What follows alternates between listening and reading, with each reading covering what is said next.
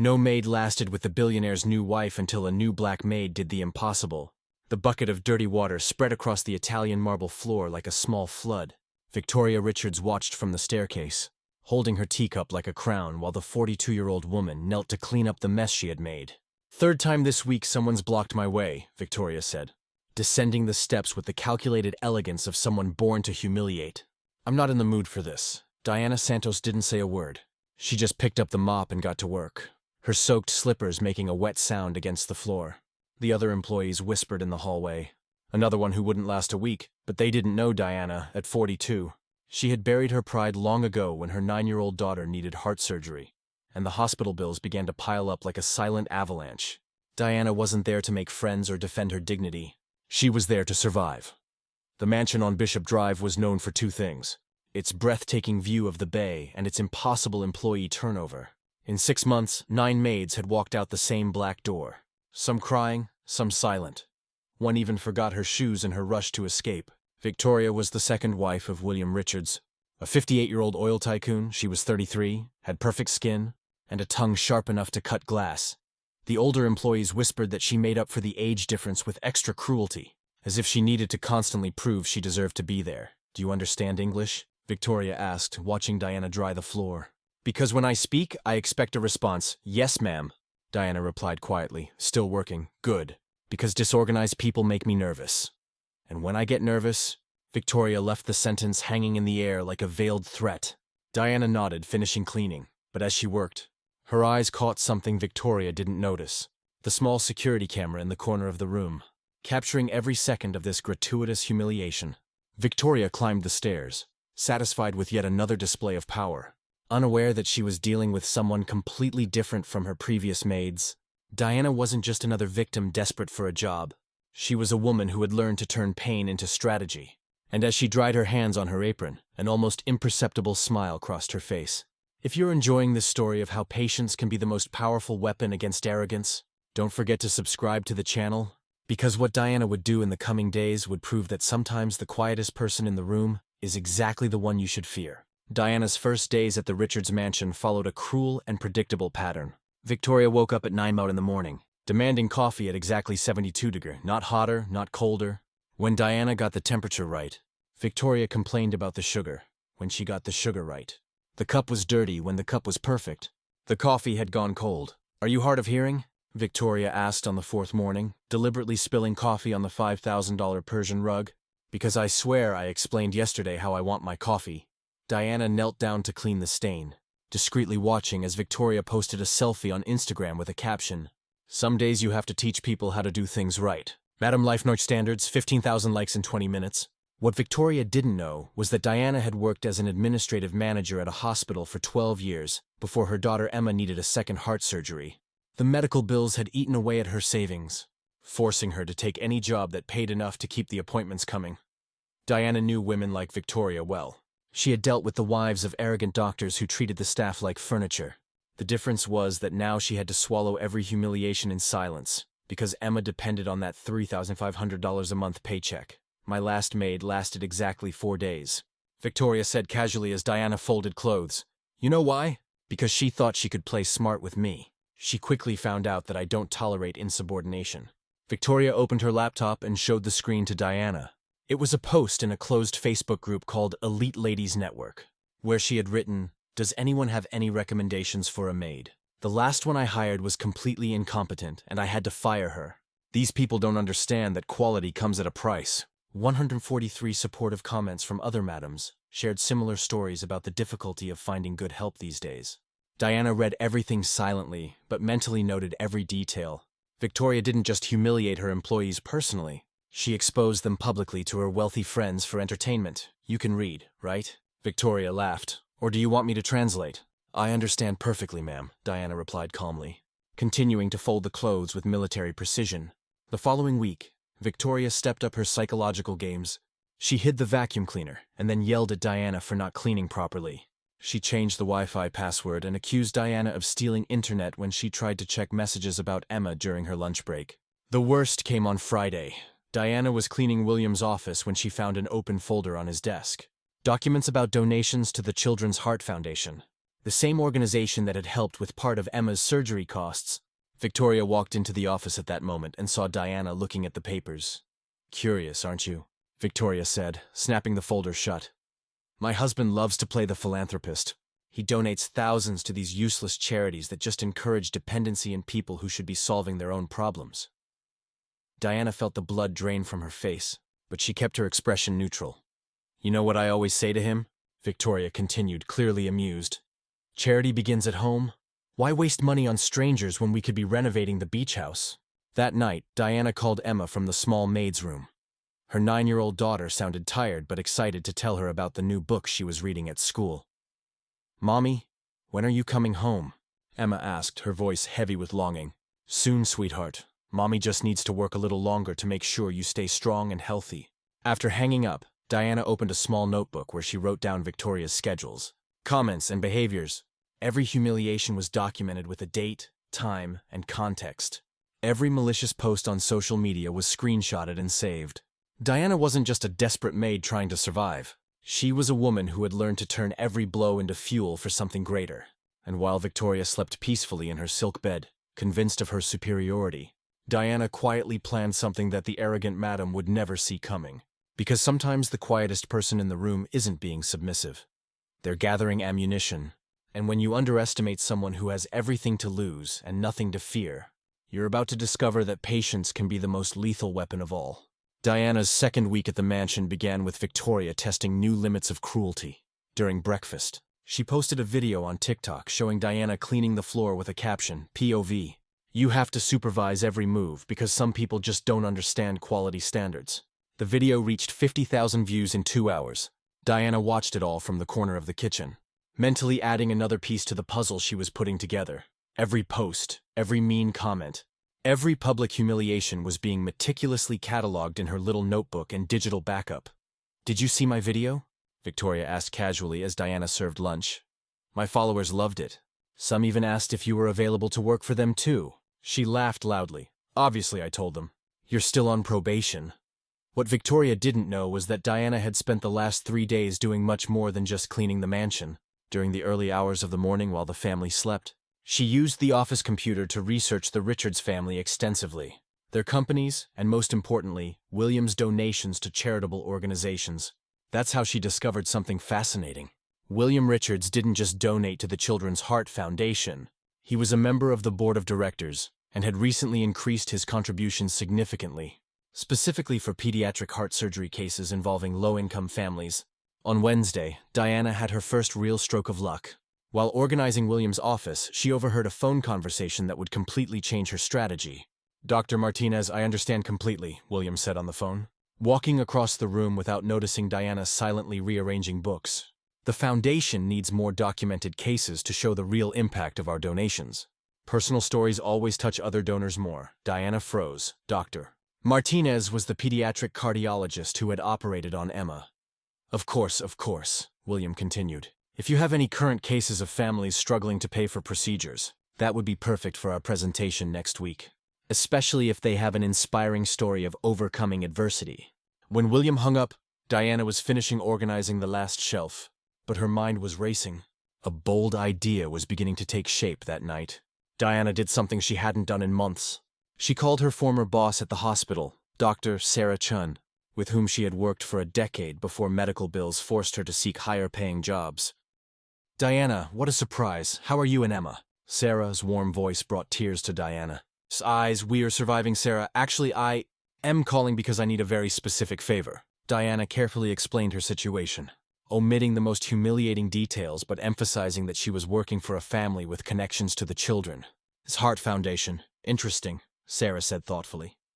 "You know, we have several cases similar to Emma's here at the hospital, don't you?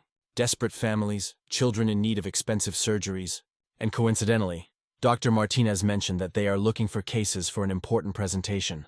"That is exactly what I wanted to talk to you about," Diana said, feeling her heart race. Over the next few days, Diana began to implement the first phase of her plan. During her daily chores, she subtly mentioned to William small details about her own situation, never directly. Always as casual comments he might overhear during phone conversations with Sarah or Emma. "Is Doctor as appointments? Doctor, yes, she is recovering well from the last surgery." Diana said on the phone in the kitchen, knowing that William was having breakfast at the table next to her.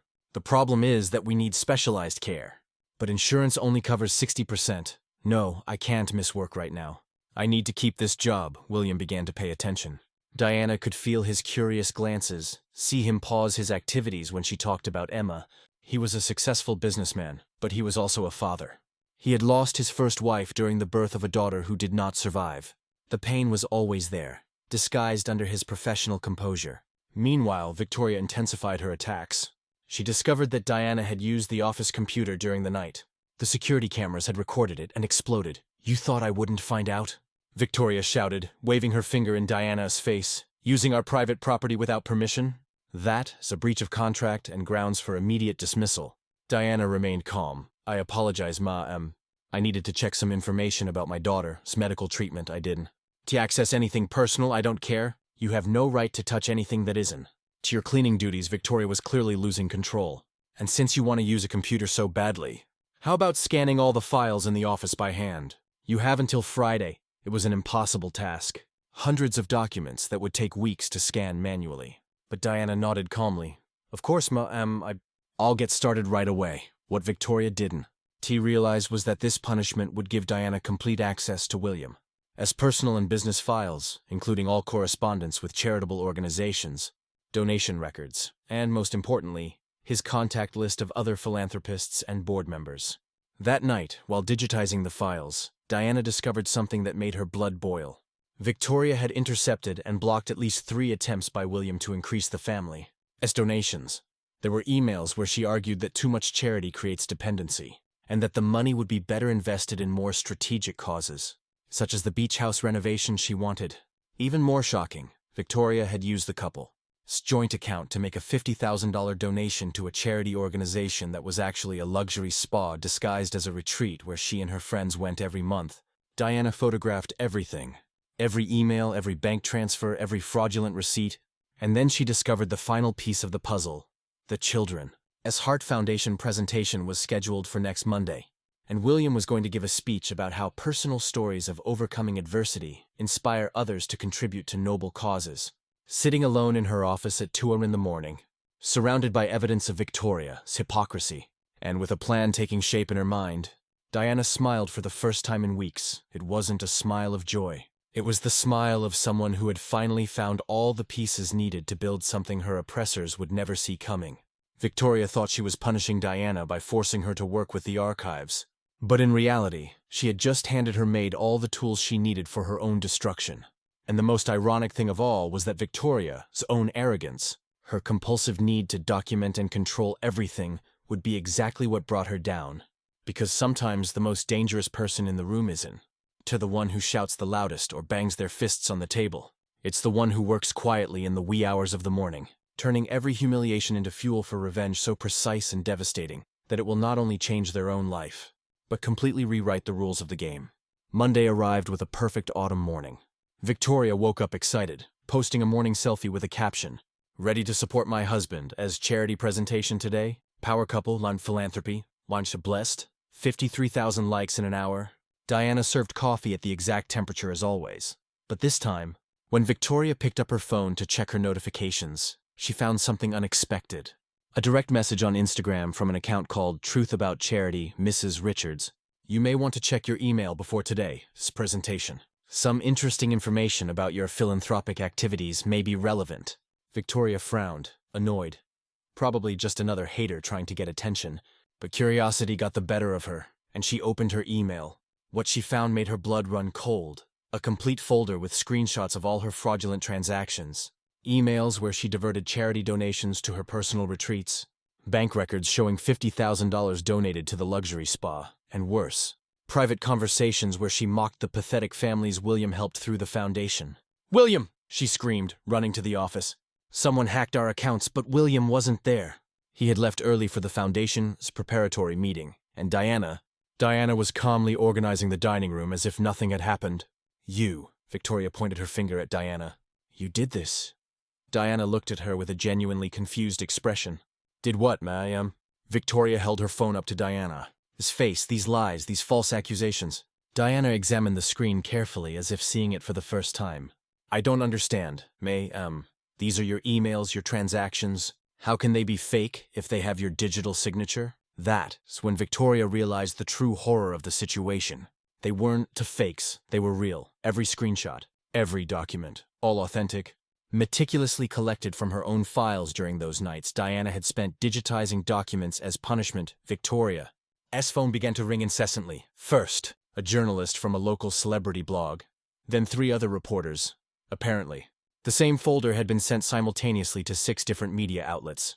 Mrs. Richards, could you comment on the allegations of charity fraud that have just been released? Victoria hung up on the first one, but they kept calling. And then came the worst call of all. Victoria. It was William, his voice cold in a way she had never heard before. You need to come here right now, the Foundation's board has received some troubling information, William. I can explain everything. Someone is trying to sabotage me, Victoria. His voice cut like glass.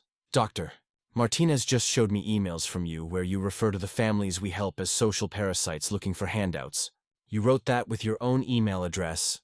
Dead silence. And there's more, William continued. Apparently, one of the families we help, one of their daughters, works in our house for 3 weeks.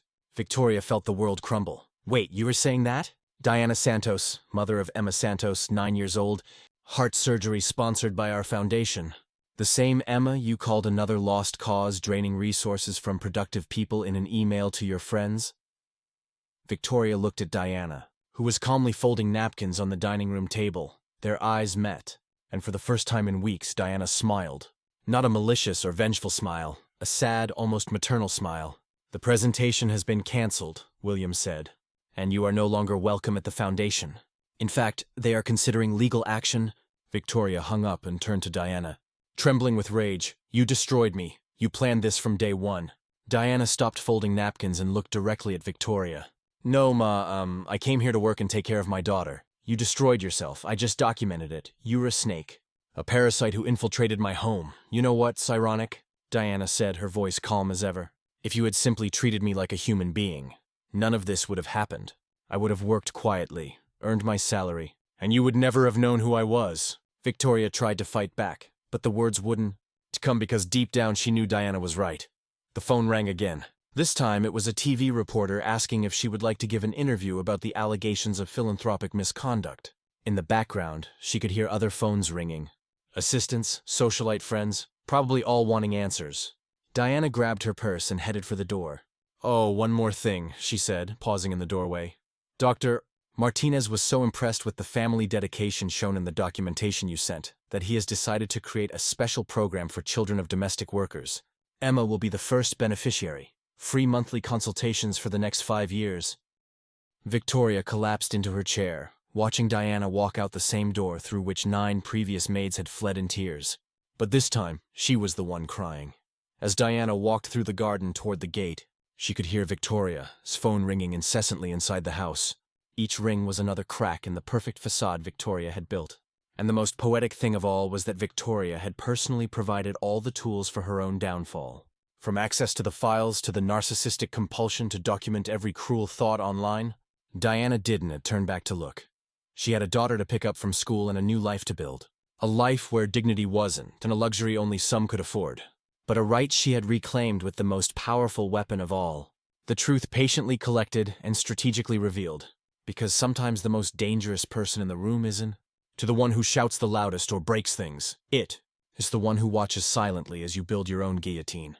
And then at the exact moment, simply releases the blade you sharpened yourself. 6 months later, Diana was sitting in the modern office of the Children's Heart Foundation, not as a beneficiary, but as the new family relations coordinator, a position created especially for her after her story went viral and inspired a complete overhaul of the organization. Assistance programs. Emma, now fully recovered, attended a private school on a full scholarship sponsored by the foundation. Her heart tests showed a recovery that doctors called miraculous. But Diana knew there was nothing miraculous about it. Just the power of a mother who refused to give up. Mrs. Santos, said Dr. Martinez, entering the room with a genuine smile, we just received 15 more applications for the program you developed. Families of domestic workers asking for medical help for their children. Diana nodded, organizing the documents on her desk. Each case received her personal attention, because she knew exactly what it was like to be on the other side of that situation. Desperate, humiliated, but never without hope. Meanwhile, Victoria Richards' life had turned into a never-ending series of consequences. The charity donation fraud scandal not only destroyed her reputation on social media, where her followers plummeted from 80,000 to less than 500, but also triggered a tax investigation that revealed years of tax evasion. William had filed for divorce 2 weeks after the exposé, discovering that Victoria had systematically sabotaged not only his charitable donations, but also interfered in important business decisions, costing the company millions in lost opportunities. She's living in a rented apartment in Queens. Sarah Chen commented during lunch with Diana. My cousin lives in the same building. Apparently, she doesn't. To even leave the house anymore, she's lost all her high society friends. Diana just nodded, showing neither satisfaction nor pity. She had learned that true justice needed no celebration. It simply happened like a natural force rebalancing the universe. The most significant moment came on a Thursday afternoon, when William Richards showed up at the Foundation's office. Diana greeted him professionally, without a trace of the fear or submission that had characterized their previous encounters. Diana, he said, looking older and more tired than she remembered. I want to apologize, not just for what Victoria did, but for allowing it to happen in my home. I knew something was wrong, but I chose to ignore it. Diana studied his face for a moment. Mr. Richards, sometimes people have to lose everything to discover who they really are. I believe you are fundamentally a good person who has lost his way. The difference is that you can still choose to be different. He nodded, handing her an envelope. This is a personal donation to the new program V created, not from the company, from me. And there was something else. Diana opened the envelope and found a check for $200,000 along with an official document. It's the deed to a small house in Westchester. William explained. It has 3 bedrooms, a yard, and a good school in the neighborhood. I thought Emma deserved to grow up somewhere she could have friends and a normal life. Diana felt tears welling up in her eyes, but her voice remained steady. Why are you doing this? Because you taught me that dignity cannot be bought or sold, only recognized. He paused. And because my first daughter would be Emma's age now if she had survived, maybe this is my way of honoring her memory. That night, Diana tucked Emma into bed in the small but cozy room of her current apartment, knowing that soon they would be in a house of their own. Not because of charity, but because she had earned it through her own strength and integrity. Mommy, Emma said sleepily, the teacher said you famous now, is that true? Diana smiled, kissing her daughter's forehead. I'm not famous, sweetheart. I just reminded people of something they already knew in their hearts. What? That every human being deserves to be treated with respect, regardless of where they work or how much money they have, and that sometimes the strongest person in the room is the one who chooses to be kind even when others choose to be cruel. Emma nodded, already half asleep, like you did with the mean lady. Exactly like you did, my love. Don't fight back with cruelty, but show through example that there is a better way to live.